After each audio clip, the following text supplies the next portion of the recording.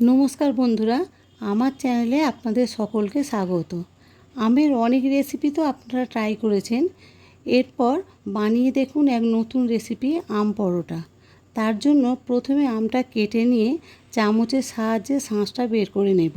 এরপর একটা বাটিতে 1 কাপ ময়দা, নুন, তেল, লঙ্কা গুঁড়ো, জিরে গুঁড়ো, ধনেপাতা কুচি, লঙ্কা কুচি দিয়ে সব ভালো করে মিশিয়ে নেওয়ার পর আমের শাঁসটা দিয়ে ভালো করে মেখে 10 মিনিট ঢাকা দিয়ে রেখে দেবো। এরপর ছোট করে লেচি কেটে অল্প তেল দিয়ে পরোটার মতো করে বেলে নেব। তারপর তাতে তেল দিয়ে অল্প আঁচে পরোটাগুলো ভালো করে ভেজে নেব। তাহলেই তৈরি আজকের রেসিপি আম পরোটা। আপনারা বাড়িতে অবশ্যই ট্রাই করে দেখবেন। ভিডিওটা ভালো লাগলে লাইক ও সাবস্ক্রাইব অবশ্যই করবেন। ধন্যবাদ।